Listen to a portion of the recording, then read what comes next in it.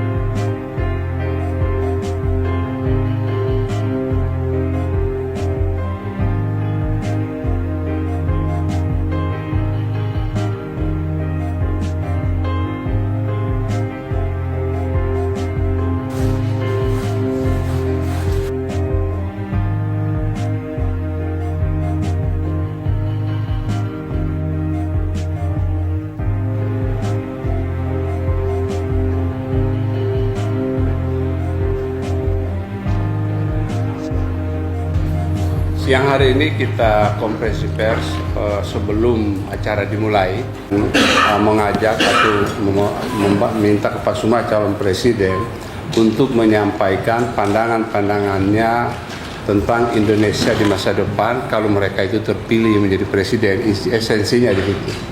Oleh karena itu saya persilakan kepada saudara-saudara atau saudara Yusril, kira-kira materi apa yang akan disampaikan pada siang hari ini, kemudian saudara-saudara bisa melakukan eksplorasi. Saya persilakan Pak Yusril.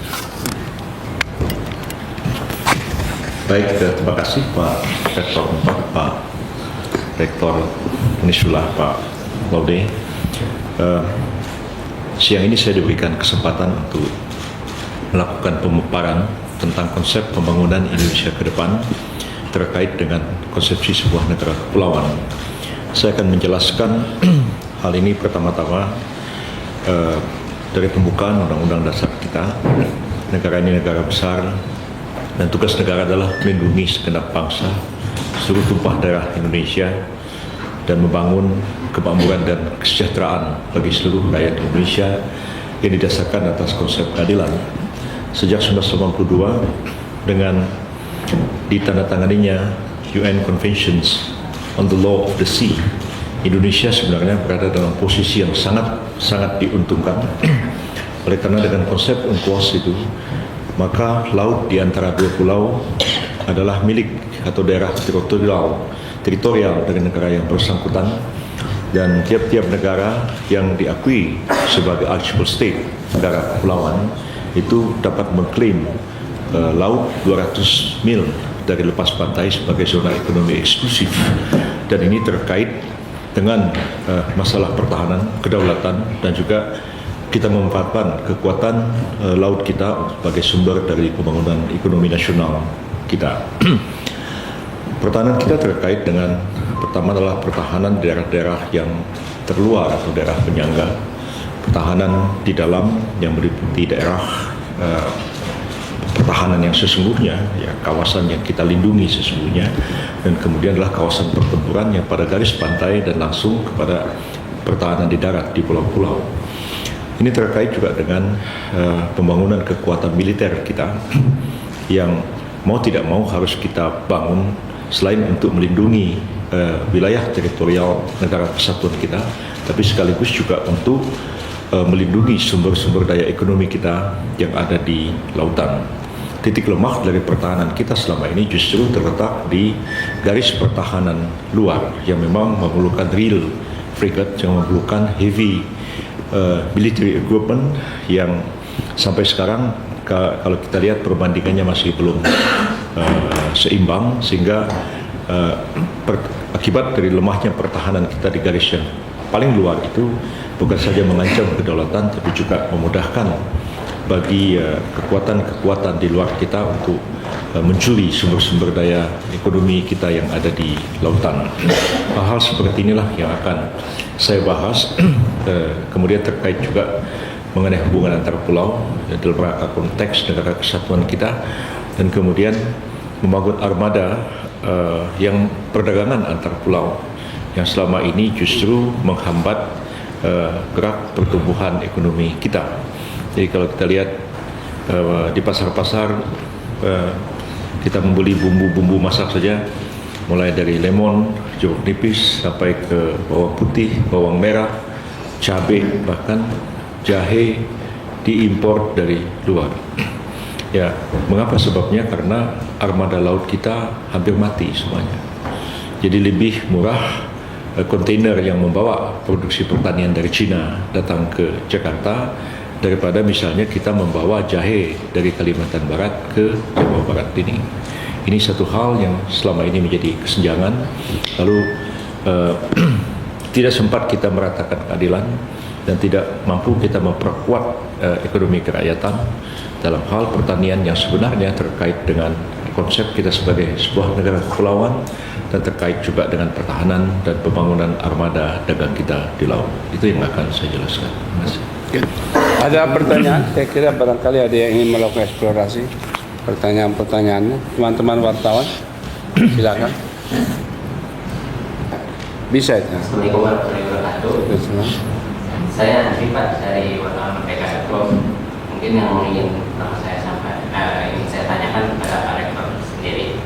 Ini kan dari Forum Rektor mengundang calon-calon presiden. Mungkin kalau boleh tahu alasannya mengundang Bapak Ical dan Bapak Yusril ini, kenapa mungkin dua nama ini? Bisa dijelaskan. Terus kalau untuk Pak Yusril sendiri, Yusril kan sejauh ini sudah menempuh untuk mengikuti capres ini Pak. Sejauh ini mungkin perkembangan di konvensi rakyat bisa dijelaskan. Ya, itu saja. Terkait dengan konvensi rakyat itu lain, bukan kegiatan sekarang ini, dan itu baru akan berjalan, jadi belum mulai sama sekali. Dan mereka sebenarnya sudah menyeleksi siapa yang menurut mereka layak untuk ditampilkan di dalam konvensi rakyat yang diketuai oleh Pak Salahuddin Wahid itu. Jadi saya tidak panjang lebar menjawab masalah itu karena ini di forum yang lain. Ya, ada lagi yang ingin bertanya? Ya. Pernah mengikuti KPU dan beberapa sumber saya mengikuti bahwa partai-partai untuk agamis Pak, misalnya beberapa survei dalam 10 tahun terakhir perolehan suara itu memang menurun, mungkin tidak mencapai 10% dari berdasarkan survei. Bapak mungkin akan maju sebagai calon presiden dari PBB Pak, apakah nanti ada kemungkinan ada konsolidasi seperti tahun 99 itu kan munculnya poros tengah Pak? Saya berpendapat sistem itu bisa melanggengkan status quo. Kalau sistem tidak dirubah, status quo akan bertahan selamanya. Dan kalau status quo politik terjadi, kalau di bidang ekonomi yang berkuasa adalah oligopoli, yang ujung-ujungnya adalah monopoli, dalam politik yang berkuasa adalah oligarki, yang pada akhirnya adalah kekuasaan monolitik dan bersifat diktator. Jadi persoalannya bagi saya adalah persoalan sistem. Ya, kalau dikaitkan dengan semua partai, tidak spesifik mengatakan partai Islam atau bukan partai Islam, karena semua partai bernasib sama pada akhirnya setelah pemilihan umum. Tapi sistem yang ada sekarang akan melanggengkan status quo itu. Karena itu saya, walaupun saya single fighter, saya mau mendobrak sistem ini. Mendobrak sistem ini yang sekarang sedang didaftarkan di Mahkamah Konstitusi. Kalau sekiranya pemilihan presiden, pemilihan DPR, DPD, dan DPR dilakukan serentak pada hari yang sama, maka akan terjadi perubahan politik yang luar biasa besarnya di negara ini. Dan itu ditentang oleh kaum status quo, termasuk oleh koran Anda juga. Ketika menulis tajuk rencana, isinya jelas bahwa ini hati-hati. Bukankah koran Anda juga yang bertanya, apakah kita sudah siap untuk menghadapi perubahan yang begitu besar yang diajukan oleh seorang Yusril sekiranya permohonannya dikabulkan oleh Mahkamah Konstitusi. Jadi kekhawatiran ini begitu kerasnya, dan saya menangkap ada satu pembentukan public opini yang luar biasa besar. Pertama untuk menghadang kekuatan politik Islam, dan yang kedua untuk menghadang apa yang sekarang sedang diuji di Mahkamah Konstitusi itu. Dia pikirannya begini, kalau pemilihan presiden dan wakil presiden dilakukan secara serentak, dan itu sebenarnya lebih sejalan dengan konstitusi daripada mengikuti norma Undang-Undang 42 tahun 2008 itu. Pasal 6A konstitusi itu tegas mengatakan bahwa pasangan presiden dan calon presiden, pasangan calon presiden dan wakil presiden diusulkan oleh partai politik peserta pemilihan umum sebelum pemilihan umum dilaksanakan. Kapankah sebuah partai politik itu adalah peserta pemilihan umum? Tidak semua partai peserta pemilihan umum. Partai baru menjadi peserta pemilihan umum apabila dia mendaftar ke KPU, diseleksi dengan dua cara, verifikasi administrasi dan verifikasi faktual. Diputuskan sekarang ada 12 partai politik peserta pemilihan umum. Saat itulah dia berstatus sebagai partai politik peserta pemilihan umum. Lalu katakan dicalonkan oleh partai politik peserta pemilihan umum sebelum pemilihan umum dilaksanakan. Pemilihan umum yang mana? Sekarang katanya sebelum pemilihan umum presiden. Ya udah otomatis lah. Ya. Tapi sebenarnya pasal 22E mengatakan pemilihan umum diadakan sekali 5 tahun. Kedua, pemilihan umum dilaksanakan untuk memilih DPR, DPRD, dan DPD, dan pemilihan presiden dan wakil presiden. Pemilihan umum untuk DPR dan DPRD pesertanya adalah partai politik. Ketiga, pemilihan umum untuk memilih DPD pesertanya adalah perorangan calon anggota DPD. Pemilihan umum untuk presiden dan wakil presiden pesertanya adalah perorangan calon presiden dan wakil presiden. Menurut Undang-Undang Dasar, pemilihan umum yang pesertanya partai politik itu yang mana? Pemilihan umum untuk memilih DPR dan DPRD. Clear. Saya di MK nanti tidak akan mendatangkan ahli hukum. Yang akan saya datangkan adalah ahli bahasa Indonesia untuk menerangkan kepada 9 hakim konstitusi itu apa sih artinya pasal 6A ayat 2 Undang-Undang Dasar 45 ini. Apakah Anda ini masih mengerti bahasa Indonesia atau tidak? Itu aja. Very good. Lalu Ada lagi? kemudian dengan itu saya nanti kalau ini dilakukan serentak, ya, saya sudah meneliti 9 negara, Amerika dan Amerika Latin, Prancis, Mesir, Iran, Pakistan sebelumnya.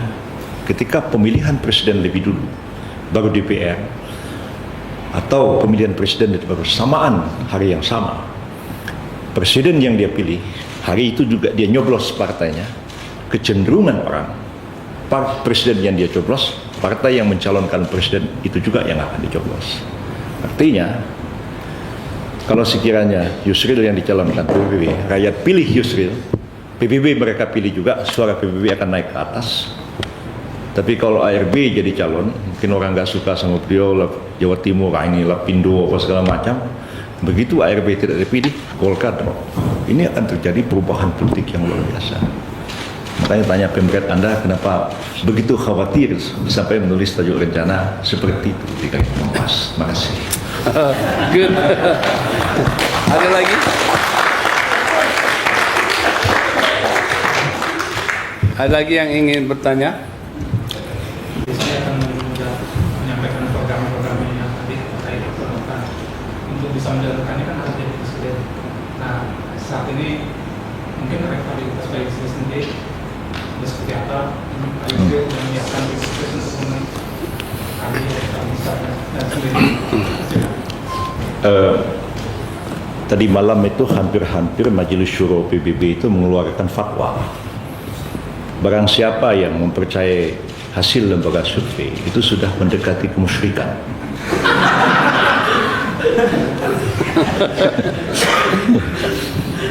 Begini ya, saya minta maaf ya. Di Unpad ini ada fakultas publisistik pada waktu saya masih muda. Sekarang mungkin fakultas ilmu komunikasi. Saya dulu mengajar mata kuliah yang namanya itu propaganda politik dan perang syaraf. Kalau saya lihat dari perspektif propaganda politik dan perang syaraf, lembaga-lembaga survei itu sebenarnya memang sengaja dikreat seperti itu. Dan itu mempersiapkan mental rakyat. Sekarang yang ada di benak orang itu adalah bahwa yang akan dapat 20% itu 3 partai, PDIP, Golkar, Partai Demokrat.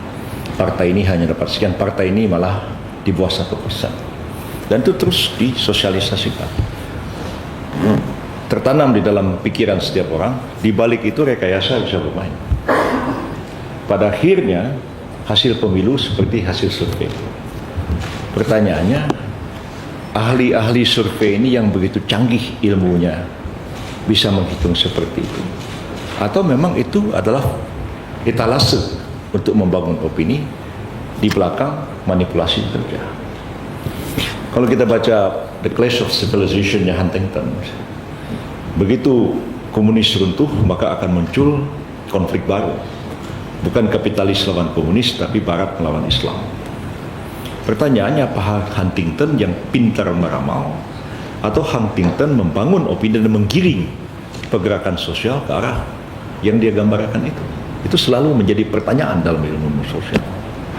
Karena itu wajar juga kalau Majelis Syuro PBB mendiskusikan percaya kepada lembaga survei itu termasuk mendekati kemusyrikan atau tidak.